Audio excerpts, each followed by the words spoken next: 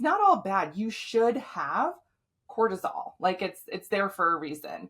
Stress is triggered, anything that impacts the brain. And if these can be, thoughts, traumas, toxins, anything like that impacts and signals the brain to kick off that mechanism, that chain reaction of stress in the body. These can even be thoughts from the past or thoughts from the future. So if you find yourself, oh my gosh, I'm worrying so much about something that's going to happen, or I keep thinking and replaying this really negative event in the past, it's going to kick off the same reaction in the body because the brain doesn't know the difference. Hey everybody, we've had some of the most incredible guests coming to you these past couple of months. The amount of expertise and knowledge on these cutting edge topics is something we really hope that you enjoy. And if you do, it would make a huge difference to us if you could rate, review, and subscribe the podcast. It helps us to get more guests, better experts, and talk about all of the things that are really important to you. So give us a love, give us a lot of love, and don't forget to subscribe so you get all our new episodes.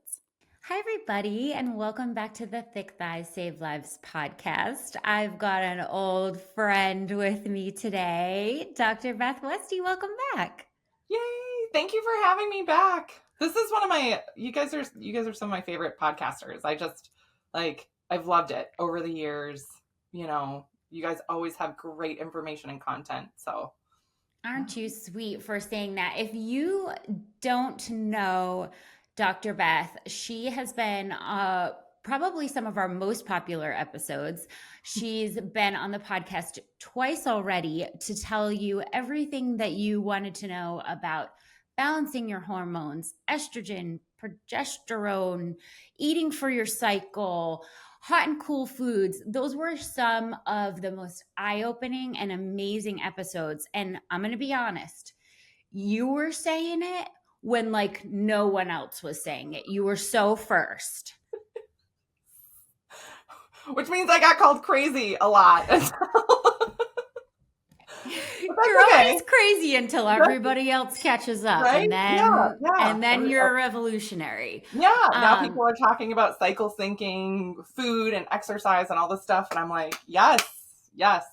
And helps. Women's hormones have really come to the forefront finally as, something that we need to be paying attention to and testing, and that it's not just an issue that we start paying attention to at menopause, that there's far more life before then that we need to be looking at our hormones. And you're such a leader in this space. So, a little background on Beth. She is a functional medicine practitioner, chiropractor, a best-selling author. Her books are amazing. The Female Health Solution, The Female Fat Solution, The Female Menopause Solution, and she hosts a podcast, the Female Health Solution podcast. And she understands hormones and how they are absolutely able to unlock the power to transform your health. And I think that so many women are now sort of getting on board with this and learning more about their hormones.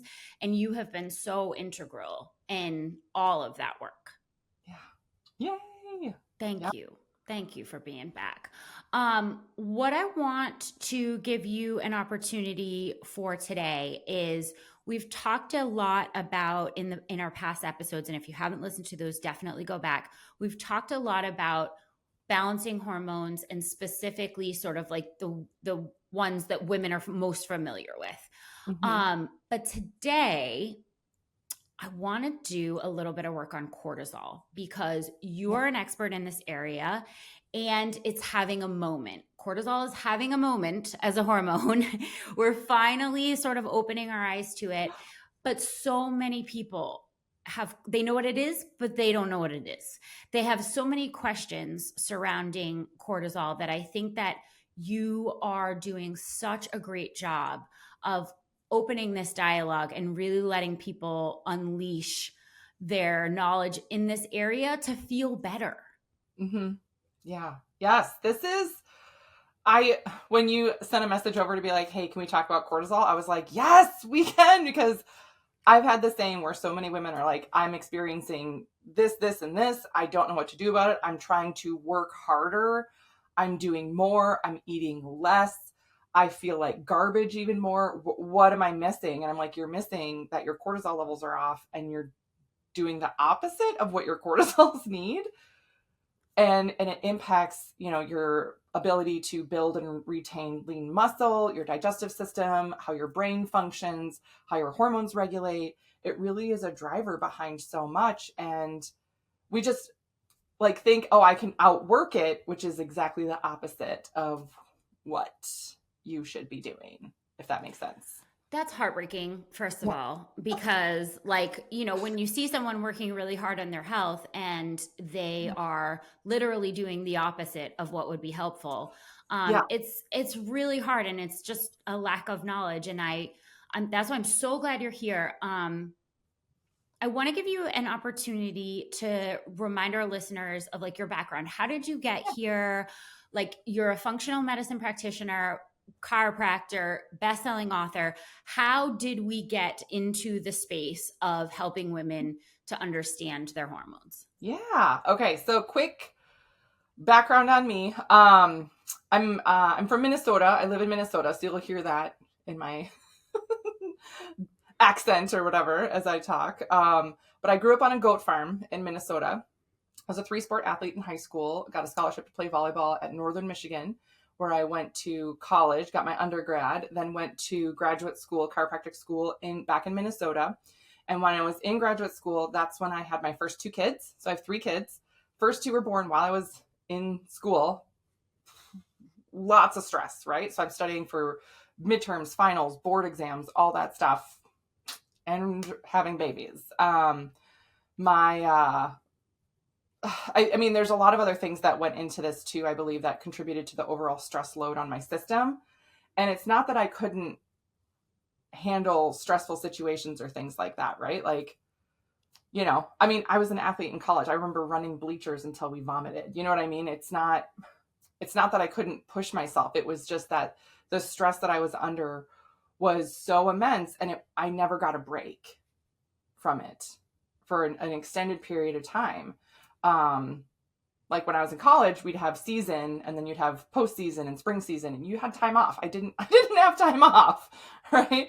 And so that rolled right into, I graduated, and I had a couple of traumatic births in there too, emergency C-sections with a placental abruption. Graduated, started a practice, found out I was pregnant again. My youngest was born 2 months early. So I had a preemie, a 2-year-old, a 4-year-old. And again, she was also a traumatic birth.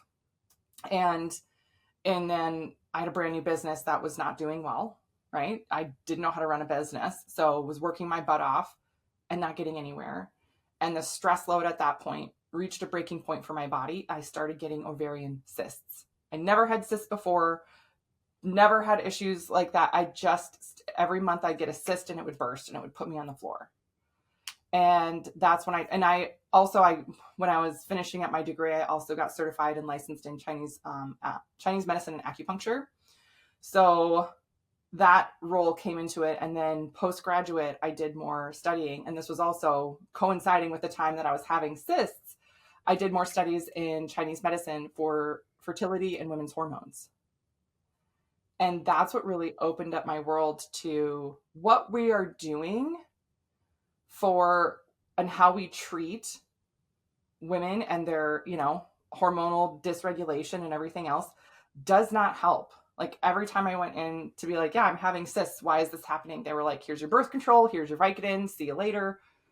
Not giving me any answers or telling me like, these are things that you can do or shift in your daily life that's actually going to improve the overall function so you don't end up keep getting cysts, right?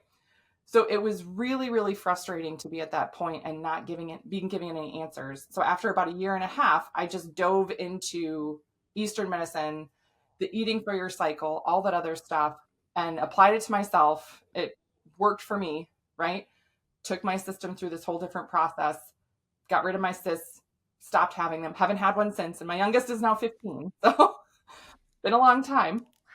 And I realized I wanted to help more women with this. So I started doing it in my practice and over my lunch hours and everything else, working with women. And it got to a point where it's like 10 years ago now. Yep, 10 years ago, I sold my clinic to do what I do now, to write and speak and educate and do the work that I do for women. So it comes from a place of, I literally didn't know how I was going to keep functioning with having cysts every single month that would burst. It was, I mean, if you've ever had a cyst that's burst, you know how awful it is. But yeah, that's what led me into the work that I do today and continue to do, because it's life-changing for so many women. So that's why I continue to do it. Always the best people in their field are like, I'm here because it was me. And Yeah. I couldn't live like that anymore. And once I figured it out, I had to tell everyone. Bring the women. We don't have to be laying on our bathroom floor once a month being told like, have you thought about lowering your stress? Oh my God. So, okay. Yeah. We've got ailments from like here to there, and we're going in for fatigue, we're going in for migraines, we're going in for IBS, and at every single appointment we're being told, well, have you considered lowering your stress? This could definitely be stress related. Brain fog, IBS, like there's literally like it doesn't matter really what you're going in for. Cysts, have you considered lowering your stress? And I want to, it feels very frustrating, first of all, because of the sort of the world we live in. And then also it feels frustrating because it's like, but how do we do that? So cortisol 101. We know that this is the stress hormone. Mm-hmm. But can you explain what cortisol really is and what it's doing day to day in a woman's body? Yeah, absolutely. So cortisol, I will say, it gets a bad rap sometimes because people just think cortisol is bad. It's not all bad. You should have cortisol. Like it's there for a reason. Stress is triggered, anything that impacts the brain. And these can be, thoughts, traumas, toxins, anything like that impacts and signals the brain to kick off that mechanism, that chain reaction of stress in the body. And these can even be thoughts from the past or thoughts from the future. So if you find yourself, oh my gosh, I'm worrying so much about something that's going to happen, or I keep thinking and replaying this really negative event in the past, it's going to kick off the same reaction in the body because the brain doesn't know the difference. So just to kind of keep that in mind when people get stuck in a loop and like, oh, all these other things. And I have a really fun story I'll tell you in just a minute, but the brain then signals, it's called the HPA axis, hypothalamus, pituitary, then down to your adrenals. And your adrenals are like glands that sit on top of your kidneys, like a little hat for your kidneys. And the adrenals actually release cortisol.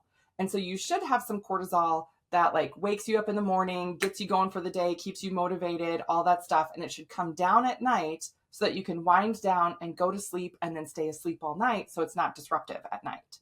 So there's a certain daily pattern for cortisol that we should have. But the tricky thing about cortisol is that you don't want too much and you don't want too little. It's got to be just right, which reminds me of the three bears, right? Like, right? Papa bear is too much. Mama bear is too little. It wants to be the baby bear. Just right, just in the middle window for the right amount of cortisol so that you have a good response so you can react to things appropriately, but it's not too much where it causes dysfunction or other negative reactions in your system that you don't want. So, yes. And the story I was going to tell you, so there's a gal that I started working with several months ago, such a sweetheart. And she's in her 50s, and we were talking about stuff, and I was going over a hormone report with her because we do hormone testing. And I was like, I'm just going to say this. I said, I'm surprised you didn't mark down anxiety at all, or that you've had a lot of stress or anxiety issues in the past or presently. And she was like, no, I don't have anxiety. Nope, I don't have any of that at all. I was like, okay. I was like, I just ask, just because you didn't mark it down, I want to make sure I'm being really thorough because your cortisol levels are off the charts. They're so elevated. They're so high. I just want to be sure I'm not missing anything. Normally when people's levels are that elevated, they have some anxiety stuff, right? And she's like, nope. I don't have any of that. Okay. So come to find out, several weeks later, we're having a follow-up conversation. And she goes, I have to tell you something about what you had said on my hormone report. And I was like, okay, yeah. What do you got? She goes, so I was really thrown off by you asking about my anxiety and if I had anxiety at all. And I was like, okay, yeah. I was like, I'm just saying what I normally see. I've seen thousands of hormone reports. This is what I love to do. I just want to make sure I'm being thorough. And she goes, so I talked to my daughter about it. And she goes, my daughter's a therapist. And I told her that you had asked me about anxiety. And I had said, no, I don't have anxiety. And her daughter goes, are you kidding, Mom? You've had anxiety every day of your life. I can't believe you don't think you have anxiety.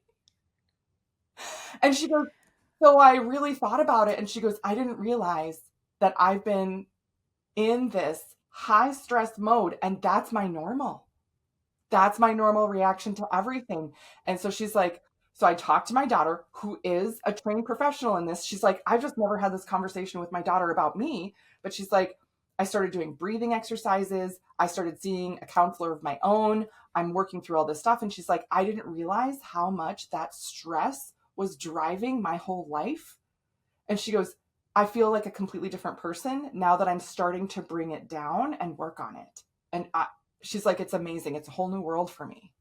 Isn't that wild? Wow. Like, wild. Yeah. I feel like it's like we're in this weird place where you're either being gaslit to like, are you sure these symptoms are that bad? Or or you're so far gone that you're going like, well, I don't know. Most people live like this, right? Yeah. Most people have like extreme amounts of like stress and like to the point where you're having to ask people around you, do you think I'm stressed? And they're going, oh my God, yes. And you're like, oh, I've been living like this and I wasn't sure. This is my normal. And I feel like we get so many women out there get to that point where they're like, well, maybe I'm not that anxious, or maybe I should feel like this, or maybe you doubt yourself and you doubt your own lived experience because other people have told you, oh, yeah, it's not that bad. Can't be that bad. You still got up this morning and functioned for the day. You got all the things done you needed to get done. Buck up there, cupcake, and just keep moving. When really, nope, you're having this reaction. And by just being aware of it can change everything, It's so true. And it's very true that so many anxious people are very high functioning people. Yeah. And so like a lot of that gets masked because on the surface, they look as if they have everything together. Mm-hmm. And below, and that's why it's just another shout out to women trusting your own self. If you cannot sleep, that is not normal. If you cannot, get through the day without feeling severe anxiety about things that have happened, haven't happened, like this is not how other people are living. Yeah. So you don't have to live like that. I want to give, I think this is a really good segue because I want to give some like, okay, what are we looking for as far as if cortisol has stayed too high for too long? Yeah. What are some early signs? And then what are some ones that maybe we might miss or try to brush off or try to gaslight ourselves out of? Yeah. So this is where it gets really tough with the early signs, because they're very common with other things, or they're small things that you can just brush right past, right? Okay. Your heart rate can change, your heart rate variability, how fast you recover from, workouts or intensity or whatever. Your sleep patterns can start to change. And again, it's not something that's major. You know what I mean? It's not something that's so terrible that you're like, oh, all of a sudden I realize I'm not sleeping as deep, versus you might think, I haven't slept well this past week. That's okay. But your brain is so occupied by other things that you're not even taking it into account. So yeah, your heart rate, your respirations, sleep changes, your digestive system can change. It increases bad bacteria in the gut and decreases good bacteria. So that whole digestive process slows down overall. You might not absorb as many nutrients, which can lead to some fatigue. But again, some of this you're like, oh, maybe I just ate something funny, or, oh, I'm getting some brain fog, or my brain doesn't seem to be quite as sharp. Oh yeah, I didn't sleep as well. That's probably it. That's the hardest thing about some of these early signals, is that they overlap with other things, and they're so easy to brush off and just say, I'm having an off day. I didn't eat well yesterday. I was on the go, and I, had to go to get some drive-through because I forgot to pack my lunch or something, so you brush it off as, oh, it's this or that, not, am I really having a elevated stress response? You know what I mean? Until you realize like it's been an off month, and then it's been an off 6 months, and then it's been an off year, and right. But then it just starts feeling normal, because then you forget, it's been so long that you're like, this is just how I am now. Yeah, this is how I am. Yeah, I don't know what normal's like anymore. And then you start noticing other symptoms, meaning you'll get some headaches or things like that, other aches and pains where you didn't have them before. You won't recover from workouts. You won't build muscle. One of the common things that I hear from women again and again about stress when it's been there too long and you're like, I got to do something about this, is whether like, I'm working out, I'm trying to lift weights, I know muscle is important, yet I'm not getting stronger. I feel like for the workouts I'm doing and I'm pushing myself hard, I'm sore for way too long and I'm not lifting heavier. I can only lift the same amount of weight this month as I did 2 months ago, no matter what I do. That's a huge signal that your muscle tissue is not repairing. And that's a big deal of what elevated cortisol does for too long, is it breaks down that muscle tissue and turns that into sugars in your system, which then leads to that insulin resistance issue that a lot of people struggle with when they have elevated cortisol too. So interesting. So interesting. Hello, friends, and happy October. In true CVG fashion, we were not going to let October go by without a huge celebration. So we have for you Droptober. Droptober includes a new release every weekday, and it's this week only. You can get a chance at new drops every day. You can get new promos that we are releasing daily, announced every single day, and free shipping all week for US orders over $50. So it is our biggest event of October. New prints, new promos, free shipping. Get there. Happy October. We love you. Do you like, for some of those early symptoms, like the heart rate variability and the disrupted like deep sleep, do you like people wearing wearables for that data feedback, so that maybe they could have early data on like, oh, my heart rate has been just like those charts that they give you for the wearables? Yeah. I do think wearables can be very helpful for information and data that's objective. Numbers don't lie.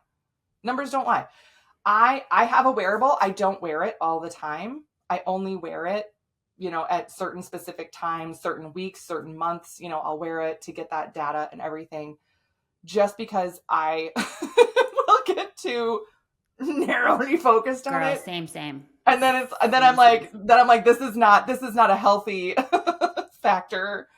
I get too stressed about the numbers. I'm like, I'm adding to the stress here. I'm going in the wrong direction. So that's the only thing. And I always do that with wearables. I'm always cautious, like, the feedback's great, but like also if you have anxiety, you gotta be careful with stuff like that, because so you'll do weird things. So I do think that, and you don't need a wearable to track your heart rate. Okay.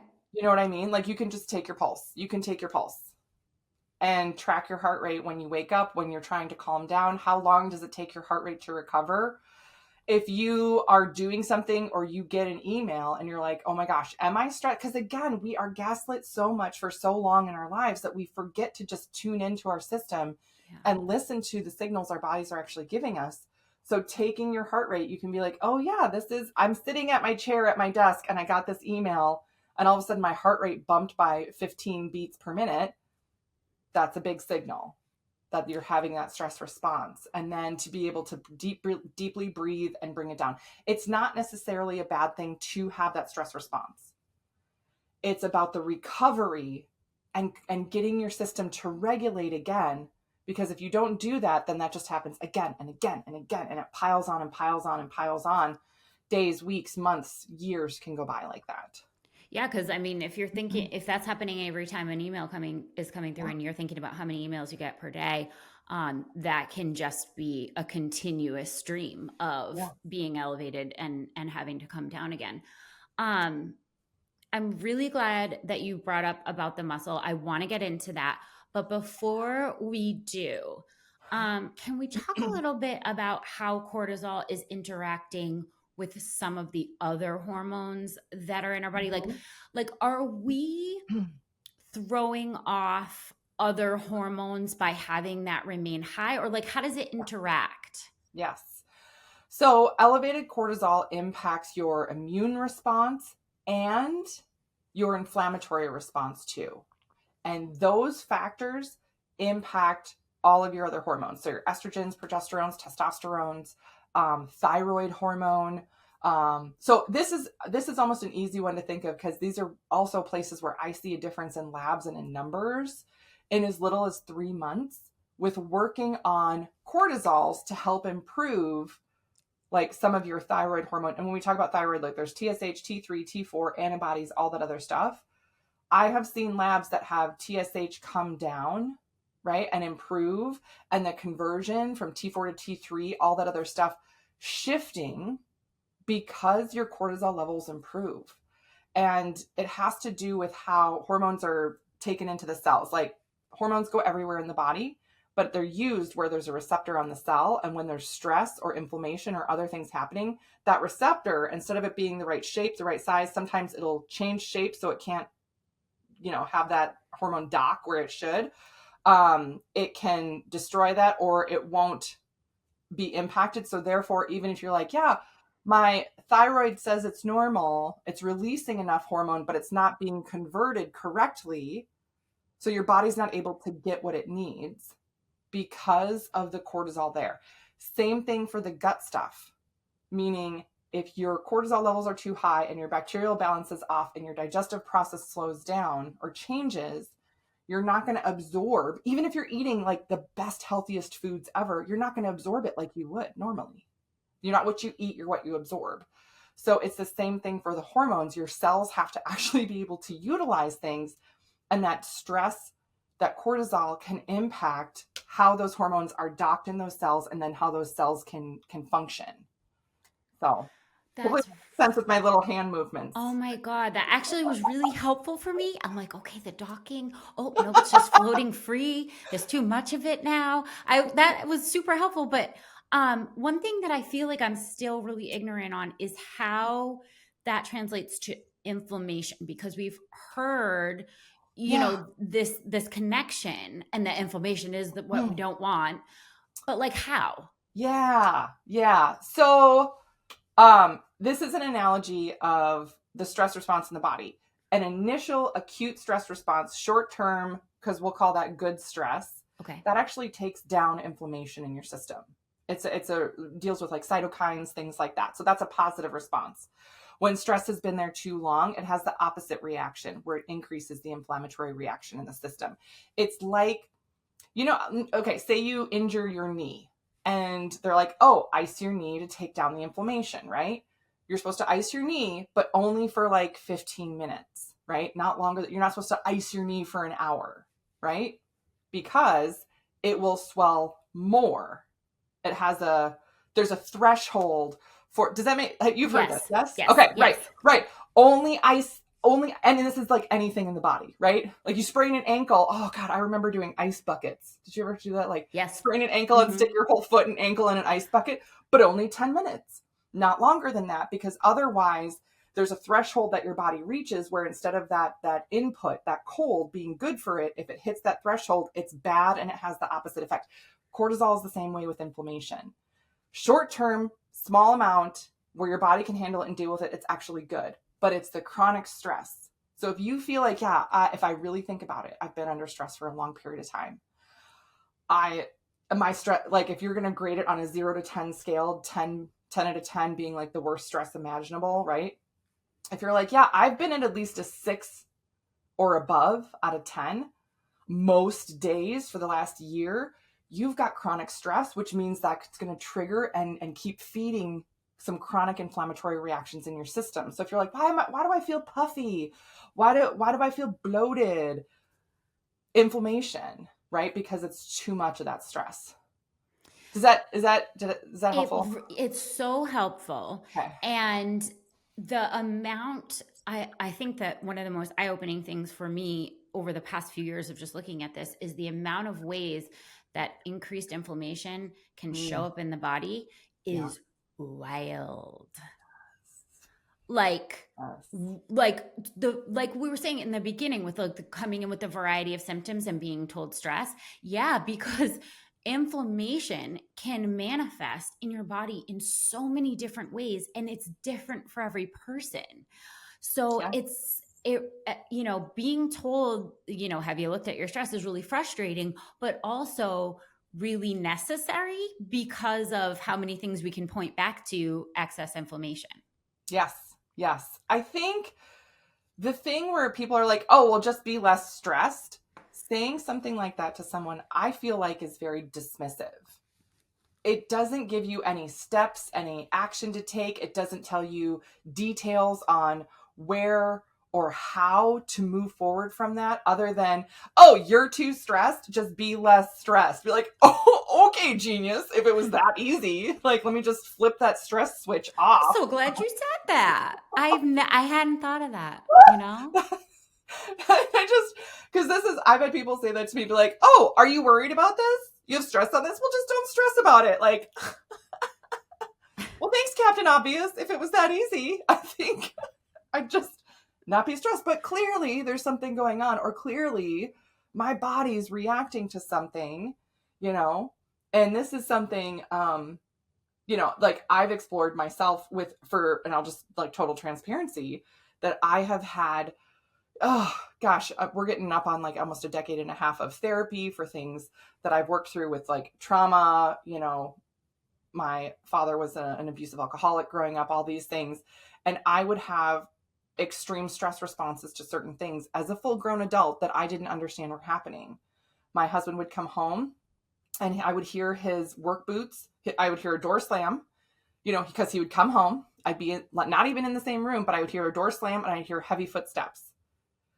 And that immediately my heart rate would go, the sound would become muffled. I don't know if you've ever had that where you're like, and like everything would kind of slow down, and I'd be like, okay, like, and I would start to sweat. Nothing's happening. Do you know what I mean? Like, I am in my room, I am safe. Nothing happened I heard noises and my body responded.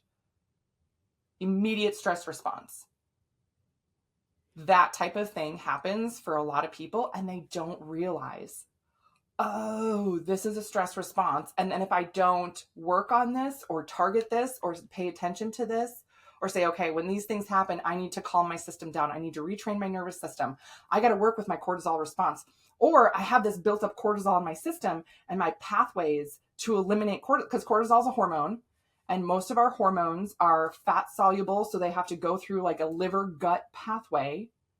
And, I'm not working on my gut health at all. So I'm not eliminating any of that excess cortisol. So it just keeps getting built up. And then all of a sudden you get to a point where you're like, what is wrong with me? I feel like I want to crawl out of my skin. Or why is my body reacting like this? Because you're so disconnected from what the signals your body's telling you, if that makes sense. It makes total sense. And I think a lot of people just heard themselves in that description of, just it's a really interesting paradox of like the release to help you and then the need to flush that out. And then the inability to do so. Just, let's talk about metabolism for a second, because you mentioned, women not being able to put on muscle.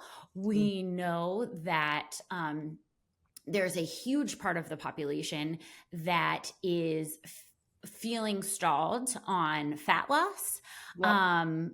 And not sure why, doing all the things, or a large part of the population that have changed nothing and are seeing themselves put on weight and saying, wait a minute, I'm exercising the same amount, I am eating the same things, and why am I all of a sudden gaining? Mm-hmm. Do we have a connection here between stress, cortisol levels, and a dysfunctioning metabolism? Yes, absolutely. The easy way of just saying, yep, your stress levels will impact your metabolism, it is like absolutely connected. The pathway, or how this happens in the body is all connected with your muscle tissue. It is all about cortisol levels not letting your system rebuild or maintain lean muscle, and it steals the muscle. It breaks it down, uses it for sugars, because when you're under more stress, your brain uses more sugars. It runs off of glucose. So it will get that glucose anywhere that it can. It doesn't care where it comes from. And even if you're eating clean or exercising, it doesn't matter how much you exercise, your body will break down that muscle tissue, turn it into sugars, so your brain gets more of that. That's what it needs. It will do what it needs to survive. And when we talk about metabolism, your metabolic rate changing over time, it's not just because you're getting older. It has to do with your ability to build and maintain that lean muscle. And that's what's impacted by our stress so much. And for women, it's very, very different. There's a lot of people who say, oh, you can gain 1 to 2 pounds of lean muscle a month. That's men. Men can do that. Right. Women, a half a pound to a pound of lean muscle a month that you add onto your system, that is realistic. And that's for someone who doesn't have a lot of stress or other things going on. So optimal. Yes, that's optimal. That's your optimal. That's optimal. So if you've been under stress, if you haven't been sleeping well, if you have all these other things going on, then you really have to look at the math, the numbers of it. Because again, numbers don't lie. Then mentally think, okay, I could gain maybe 1/4 to a half pound of lean muscle a month. What muscle tissue difference is going to make a change for your metabolism? For some women, they need to put on 5 pounds of lean muscle. For some women, it's going to be closer to 7 pounds of lean muscle, right? So if you're saying 5 pounds of lean muscle, and at best, you're in a stressed state and you're gaining a half a pound of lean muscle a month, that means you have to focus on muscle building for 10 months. That's almost a year before you get to a point where your metabolism would be able to start to change. So it's not that it's impossible to change your metabolism. It's not that, all this other stuff. It's we're told, or we're not given a realistic timeline for what's actually happening for our system and what to expect in a realistic way. Do you know what I mean? Like, it's like, oh, well, and I'm not saying like, oh, I'll do this and in 30 days start to build more lean muscle. Yes, you can, but it's only half a pound. Is that moving in the right direction? For sure, for sure.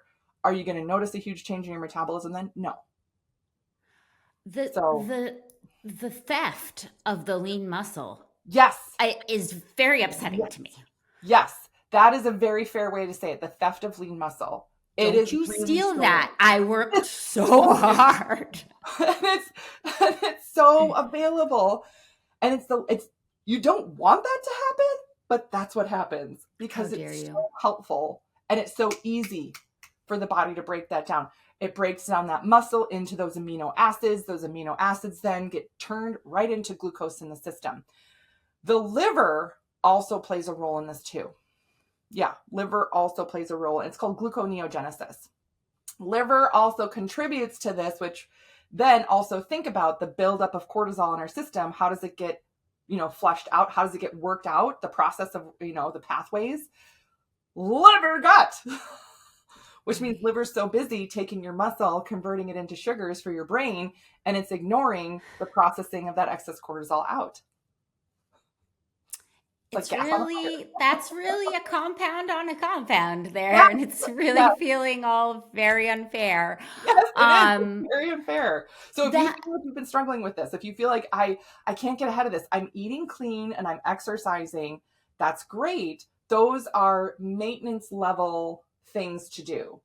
But when you've got this level of cortisol, when you're not able to rebuild muscle and all these other things going on, just doing the maintenance things aren't enough to get you there. You know what I mean? You have to do damage control. Shoot. And change things. I don't want to say drastically, but this is where I will tell women like, hey, if this stress level, blah, blah, blah. I've had women that will, like when we go through and look at numbers and talk about what's happening, they will take a leave of absence from their very stressful job or go part-time because they're like, I can't get my body to calm down. I'm like, well, you're working against yourself. They will change something drastically in their life. They will set a very firm boundary with a person that was causing them a lot of stress.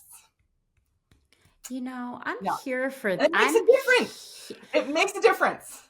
If it's not your health at number one, then what are you doing? Yeah. What are you doing? Like, there is no job if you're not healthy. There is no that person if you're not healthy. So what are we doing if it's not health first? Yeah. What are we doing? So you already know we make the best workout gear, but one of our best products, our highest rated product on our website is actually our collagen. If you have not heard about Glow Up by CVG, you are missing out. There is almost 700 5-star reviews on this product because it is such an amazing supplement. Actually, looking at it today, there are only 2 1-stars that were meant to be 5 stars. They love the product. They hit the wrong amount of stars. This is one of our most popular products for a reason. It dissolves like no other collagen. It's type 1 and 3. You're going to have healthier skin, better joint mobility. Everything about this collagen makes it easy to put into your daily routine. So if you haven't tried Glow Up, get on cvg.com and make sure to add it to cart today. It's our best product. What are we doing? That's so strong, though. That's so strong for them to just say, like, you know what, my very stressful job, sorry. Like, everybody needs me. Oh, I'm so important here. Well, sorry, because I'm the most important. It's such a brave. I'm living for those women right now because that's so brave. That's so brave. It's a big thing to, because a lot of times we've gotten our, you have to be, for women, like you have to be productive in order to feel worthy. What am I producing? What am I proving? All this other stuff. And you bust your butt and you wear yourself out all day at your job and you get home and you're so exhausted that you can't have really lovely conversation with your spouse or your children. It's the women who are coming home so exhausted and they're burning themselves out. And then they're like, I can barely make dinner. And then I fall asleep on the couch. I'm like, so you're giving everything to your work, but nothing to your family or the people who are most important to you. That's not that work isn't important and everything else, right? It's so important to give to yourself so that you can be as productive as possible in all areas of your life. In all areas. It's just a pie. We can't cut out more than the slices that are in there. So, I mean, either it's all getting eaten at once or we're cutting it equally. I mean, so I thought that the thing that you said about the brain eating glucose was really, really important because that, obviously the stealing of the lean muscle was offensive, but it also made me think about like cravings. Yeah. If it needs glucose, are we then in turn craving foods that would provide like a big sugar boost? Yeah. Yes. Shoot. Yep. And especially the timing of it can also be important. Because it's one thing to say, yep, I have some sugar cravings or carb cravings, potato chips or, corn chips or, usually it's not fruit that people are craving, right? It's why does it work like that? Right? It's fruit flavored. It's fruit snacks, right? It's because fruit has a lower glycemic index overall. It's the impact on your system doesn't give you those It's higher not sugar fast amounts. enough. Give me Yeah, the it's not fast enough. It's a lower caffeine. Give me glycemic the index. sugar. Yeah, like berries or an apple or something. That's fructose, that's a sugar, but it's not a higher glycemic index thing for you. So you crave those sugars, but having the craving specifically after you eat and later at night, meaning like after dinner or even as you're going to bed or something like that, is a big signal that your brain is needing more glucose. Because at night, your brain's job is to rest, repair. Your brain detoxes at night while you're sleeping. All this regenerative process happens. And to help your brain actually sleep, because it expended so much energy during the day to deal with that stress, that your brain and body then is going to crave those sugars to try and help you sleep. So if you're like, oh my gosh, I'm having sugar cravings in the morning, probably not the stress. But if it's later in the day, and especially at night, your brain is screaming for that sugar to try and help it sleep and rest, just to survive the next day. The irony. Yeah. Yay. Yay, brain. You and your survival. Stop bothering me with all that survival needs. I can't. I have to just say how the way that, and I know this is why you have been so unbelievably beloved by our listeners. The way that you explain the things is just so good. Like it's so relatable, and you put it in terms that are so easy to understand. I just have to say that so on the sleep, what is happening with the 3 a.m. wake ups? We need to know, why are we like passing out, like so unbelievably tired, but then waking up wide, like ready to go at 3 a.m.? Or why are we needing to scroll until like the late hours of the night because we can't calm down enough? What's going on with the cortisol? Yes. Okay. So the 3 a.m. stuff, the 2 o'clock, 3 o'clock in the morning.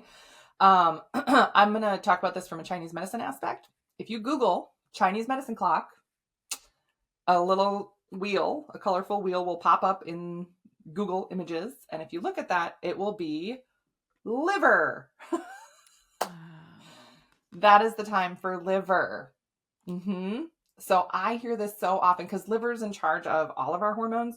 So there's a ton of women that I work with that's when they wake up.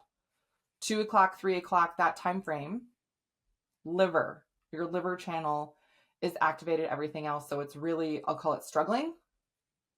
And it's trying so hard to do its job properly, but it's having a hard time. And that's why you wake up and it alerts your system. It's a signal to say something's off. Yeah. Connected with the liver. Yeah. So that's the Chinese medicine, aspect angle of it. And also in reality, a big piece of because cortisol, is active during the day, and melatonin should be, more active at night to help you fall asleep, stay asleep, get into that deep sleep, everything else. But that also can be a signal that your body doesn't have a good overall circadian rhythm with cortisol and melatonin, working synergistically together. They have a push-pull, it's like a teeter-totter, something's really off balance then. Cortisol is taking over, melatonin doesn't get a chance with that as so well. Then we're just supplementing and okay, let me take melatonin before I go to sleep, and then I'm groggy, and then but the root issue is never really being addressed there. Right. And there's different things that you can do that start to trigger that different change in circadian rhythm. Waking with the sun or having a sunlight or sun lamp, sun alarm clock, that stimulation, getting up and doing 25 jumping jacks right away. If you're oh my gosh, I just did this with someone 3 weeks ago. She's it takes me an hour literally to get out of bed. And she goes, I will have a headache if I try and get out of bed too soon. Yeah. She's I literally feel like such garbage. It ruins my whole day. Da, da, da, da. So I had her get an alarm clock lamp on Amazon, $40 or something. And then I said, when you get up, go to the bathroom.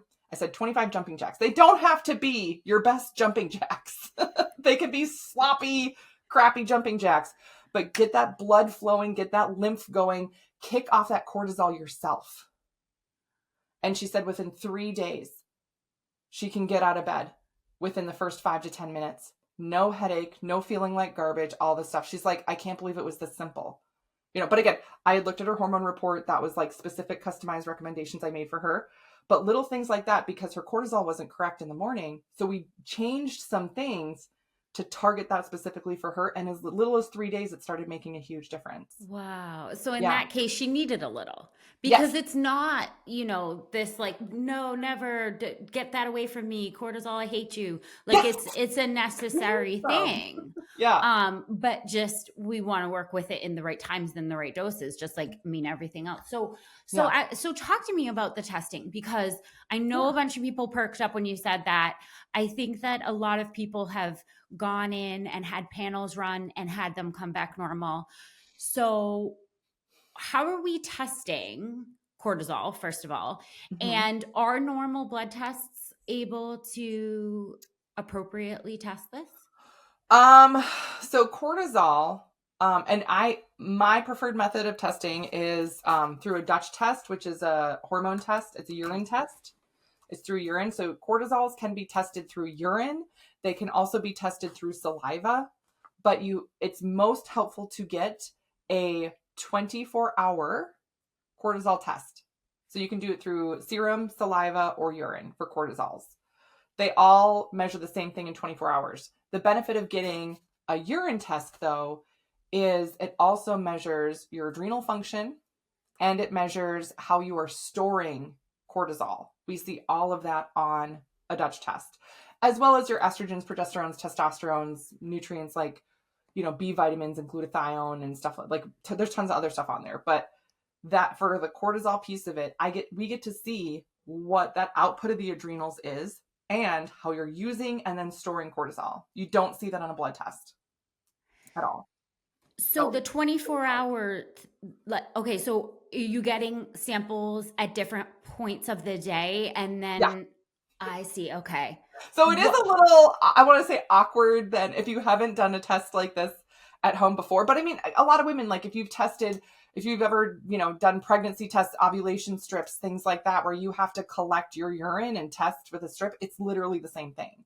You just do it at certain point, like right when you wake up, 2 hours later, in the afternoon, and then before you go to bed.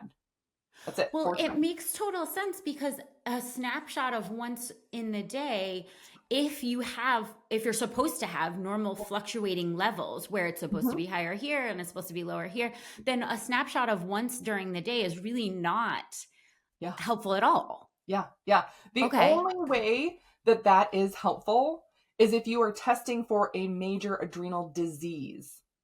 So, gotcha.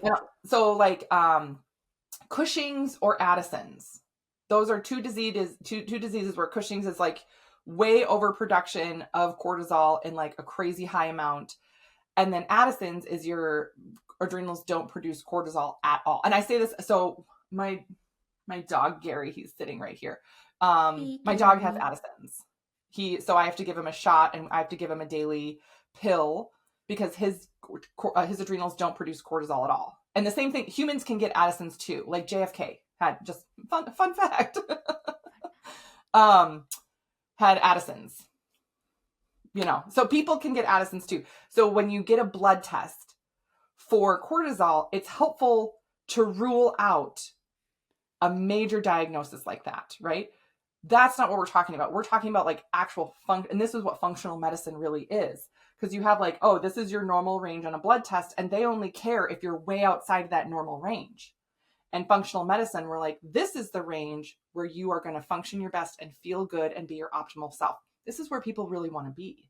But you can be outside of functional, but not outside of normal, and be in this space for a long time, experiencing symptoms and issues and not understanding, why can't I have the energy, sleep well, lose the weight, why is because you're not in the functional range. So the urine test helps us realize where you're at and narrow things so we can get you in that functional range. Oh my God. That was everybody who's ever had like a symptom where they're like, okay, but I know this isn't right.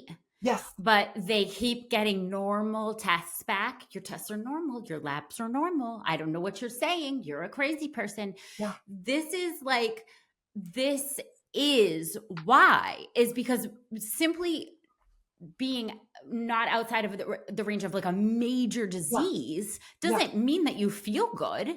Right. Yeah. Shoot. Yeah. I just realized this is a podcast and I'm moving my hands around.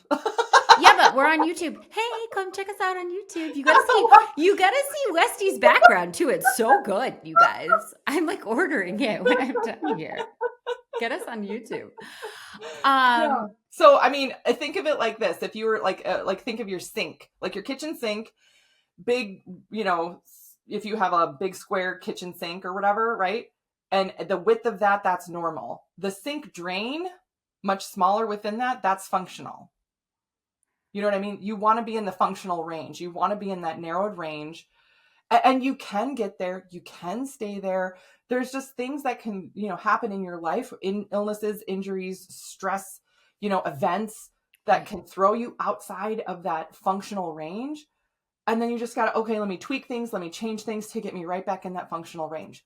That is where people are at their best and stay their best, longest, right? But so much of us are sitting around that sink basin, you know, and we've been there for a long time and not sure what to do with it. So I love that the hope that like, hey, these things can happen and we can get back. We're not living there forever. And just because somebody has told you that you're not falling outside of the normal ranges, it doesn't mean that you have to live there forever. That's a really, really hopeful thing. Yeah. I get really irritated with people who are like, well, you're getting older, so of course you're going to be more tired.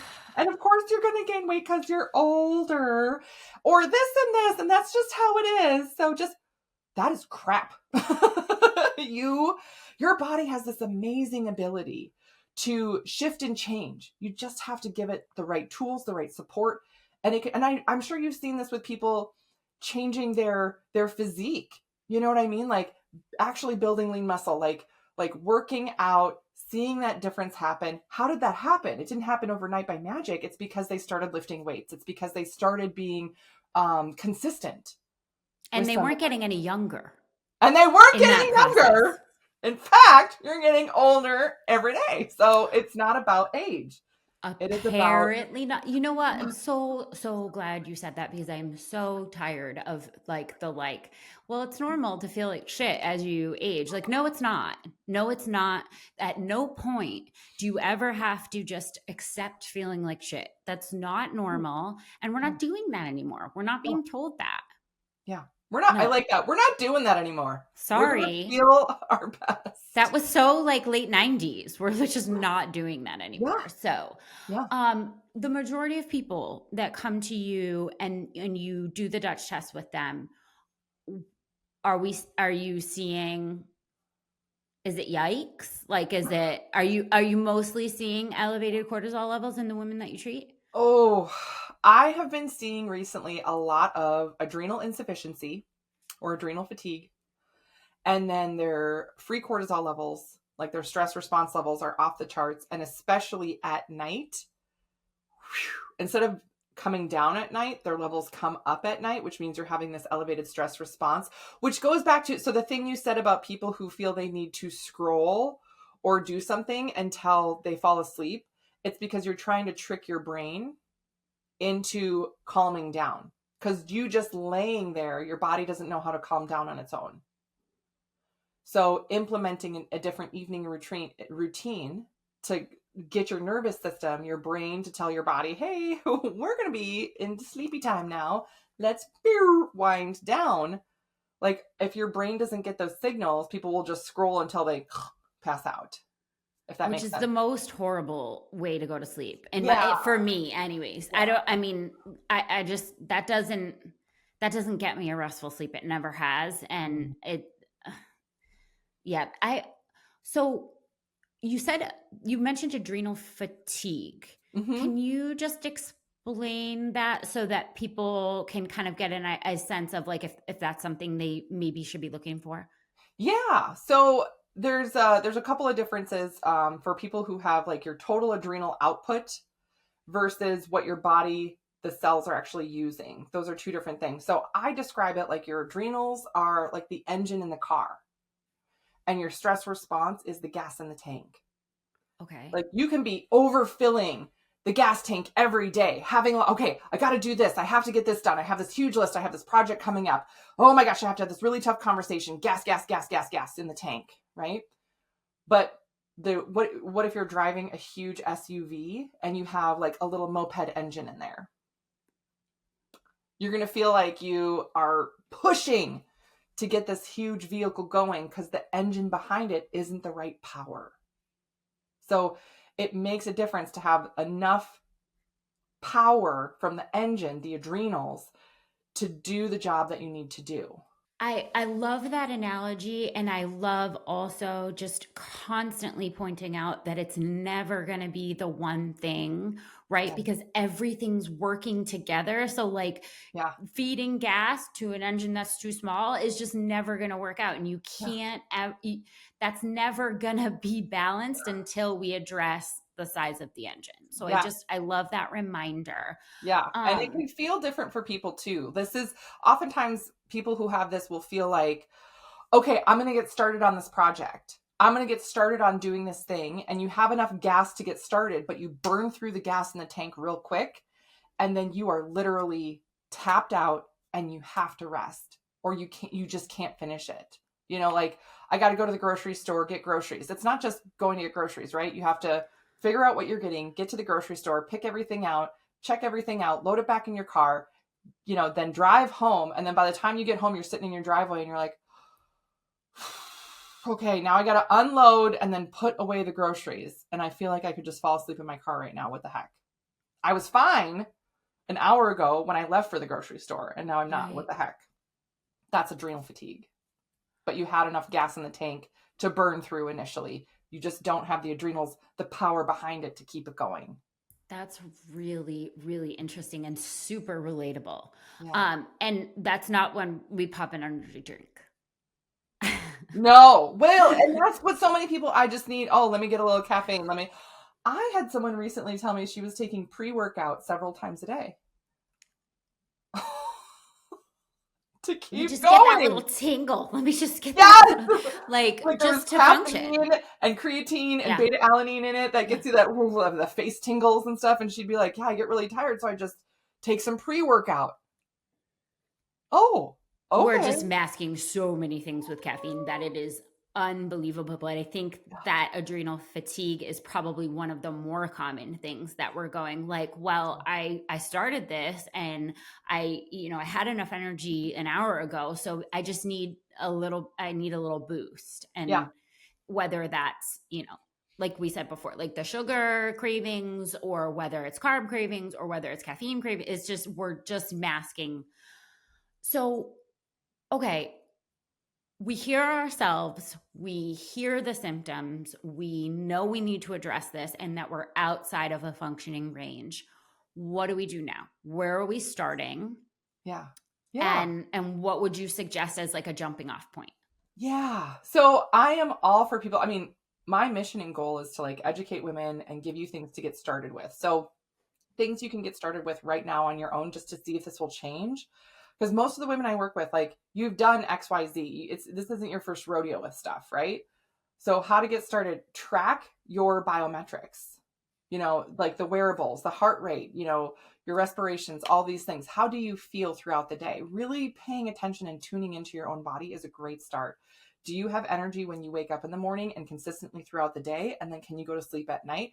What changes can you make to that daily routine that are going to positively impact your cortisol levels throughout the day?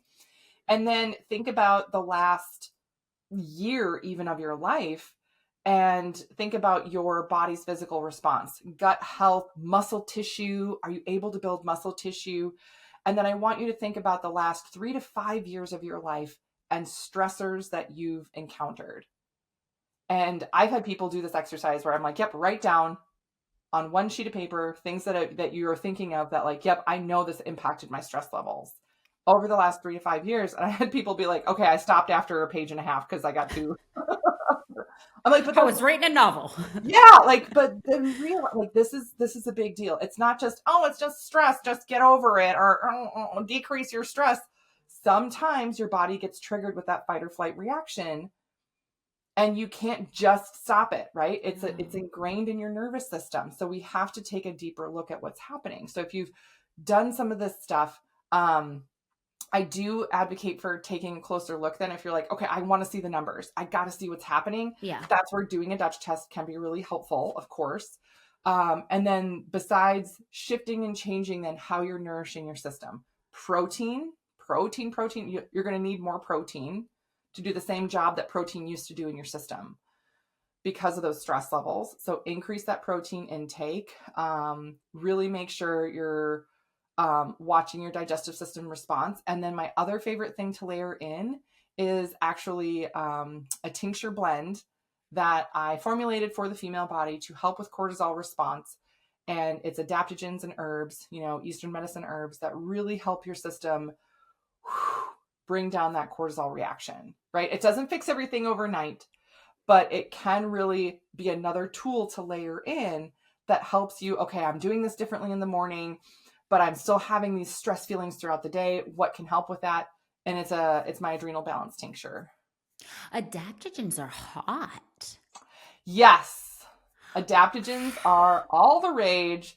And what's so funny is they've been around for thousands of years. Right? I know. I love when that. Humans have used them for thousands of years to deal with things. Not new. So I Not use new, them just and recommend them a lot for women because they can be so helpful.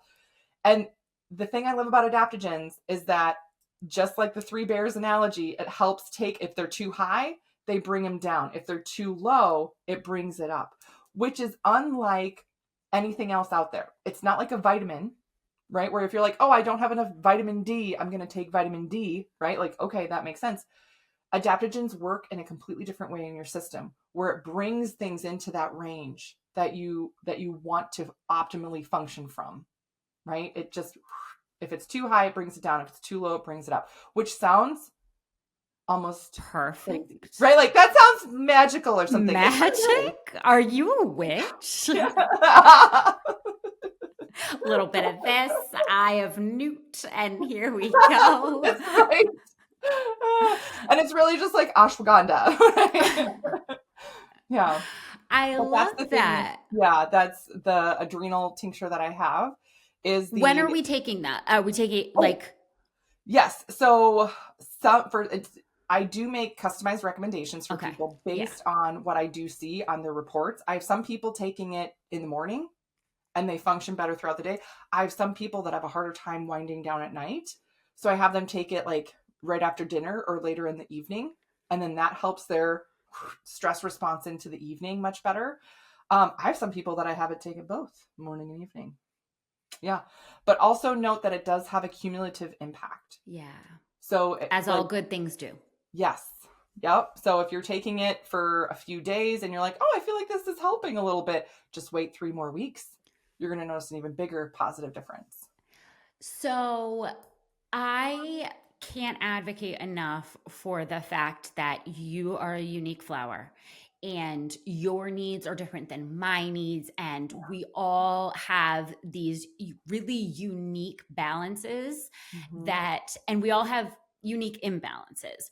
So I just really want to advocate for people, to seek out the right practitioner who can give you individualized, like you've mentioned this so many times, like, well, it depends. Like I look at I look at them as a person. And I think that that's what a lot of people are missing in their medicinal experience right now in traditional medicine is that individualized look. So I just want to punch that home, get your panels done, do your Dutch, and then look at your actual numbers and talk to someone like Beth and figure out what it is that you need, not what she needs. Yes. And the thing that I'm so glad that you said that. It depends. What do I do for this? It depends because so many of us have the same, I'm feeling fatigued. You can literally feel fatigued, but it be a little bit different. But just thinking, I feel fatigued, so I'm going to Google. I just had this with someone last week where she was like, what vitamins do I take for fatigue? And she was taking and B vitamins came up. So she started taking B vitamins, and she was like, it made things worse. Like I felt too jittery. And then she's like, so what was I doing wrong? And I looked at her report and I said, your B vitamin levels are perfect. Right. Don't take you're overdoing it on the B vitamins, right? I was like, it's your cortisol levels are up. Like your B vitamin levels are fine. So this is where finding out, just because you're fatigued, you can be fatigued for 10 different reasons. We want to look at what those reasons are so that the recommendations we make actually work. Otherwise, you spend a ton of time. It's like playing darts blindfolded. You're trying to hit something and you're hoping that it's the right thing. We want to make sure. It's such a waste of time and money when you could be feeling better yesterday if we just had been addressing the actual thing. Yes. Yep. Oh man. You guys, we're going to have, we have a special code. Beth gave us a code. So if you're interested in some of these tinctures, she has so many resources on her website. Like, yes, I really like you guys getting, talking with her about your individual needs. But if you're looking for a jumping off point, we're going to have a code for that for just our listeners. So you can get 15% off with TTSL on Beth's website, which is nutritionforyourhormones.com. Everything will be listed in the show notes, easy, clickable. And she is, you guys, do you guys love Dr. Beth Westie? They love you so much. But just another plug to like get on her site, get on her Instagram, talk to her, because she is a wealth of knowledge and you don't need to feel like shit. There's just, you don't. Yeah. We're not doing that anymore, right? We're not doing that anymore. Beth says we're not doing that, guys. So let's get with it. Beth, thank you so much. It's always the most fun with you. It's always such a pleasure. And I just appreciate you being here for our audience because the knowledge is just. Yeah. Yes. Well, thank you for having me. I love talking about this stuff. And you guys have built like such a great community of people that, I just love health, love wellness, love being active. So fun. Also, some of my favorite items of clothing are CBG things. Well, we gotta be comfortable. I do. Okay. I'm going to make a request on air right now. Okay. The zip ups that you guys had, those like zip ups, those are my favorites. And they had like a little CBG there. And every time I wear them, I get compliments from people. Oh my gosh, where'd you get that? And I'd be like, right here, but it's not on their website right now. Well, Beth, I have I can't spill the beans, but it will be cold again. And listen, you'll be the first to receive it because Minnesota. I mean, you need it like now. Oh my God, I'm sorry for you. I'm sorry for you. Why do I live here? I don't know. It's cold. Thank you again.